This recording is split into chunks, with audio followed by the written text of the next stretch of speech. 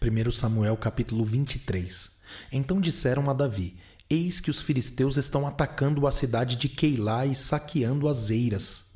Davi consultou o Senhor perguntando: Devo ir e atacar esses filisteus? O Senhor respondeu a Davi: Vá, ataque os filisteus e livre a cidade de Queilá.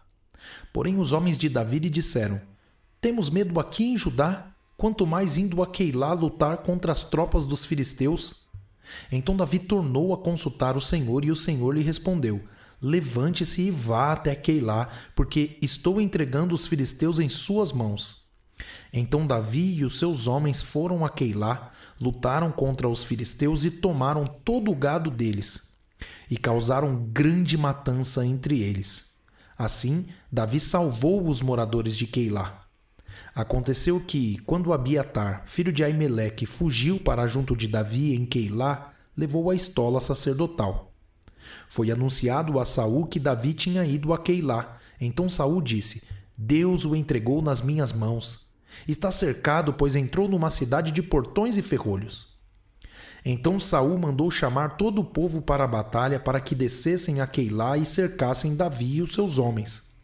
Quando Davi soube que Saul maquinava o mal contra ele, disse ao sacerdote Abiatar: Traga aqui a estola sacerdotal. Então Davi orou: Ó Senhor, Deus de Israel, teu servo ouviu que Saul de fato procura vir a Queilá para destruir a cidade por minha causa. Será que os moradores de Queilá me entregarão nas mãos dele? Será que Saul virá mesmo, como o teu servo ouviu? Ah, Senhor, Deus de Israel, revela isto ao teu servo. E o Senhor lhe disse: Ele virá. Então Davi perguntou: E será que os moradores de Queilá me entregarão juntamente com os meus servos nas mãos de Saul? O Senhor respondeu: Entregarão. Então Davi e os seus homens, que eram uns 600, saíram de Queilá e se foram sem rumo certo. Quando foi anunciado a Saul que Davi tinha fugido de Queilá, deixou de persegui-lo. Davi permaneceu no deserto, nos lugares seguros, e ficou na região montanhosa no deserto de Zife. Saul buscava-o todos os dias, porém Deus não o entregou nas suas mãos. Quando Davi percebeu que Saul tinha saído para tirar-lhe a vida, ficou no deserto de Zife em Orezá.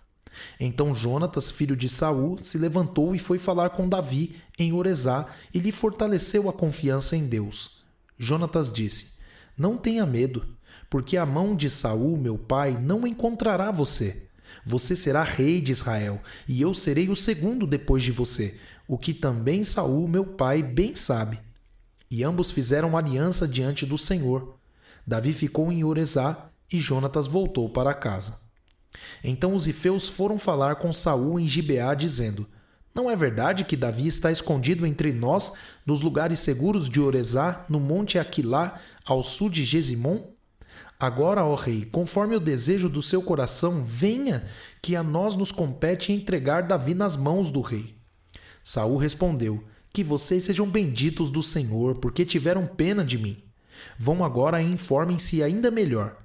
Descubram o lugar que ele frequenta e quem o viu ali, porque me foi dito que ele é muito astuto. Por isso, prestem bem atenção e informem-se a respeito de todos os esconderijos em que ele se oculta.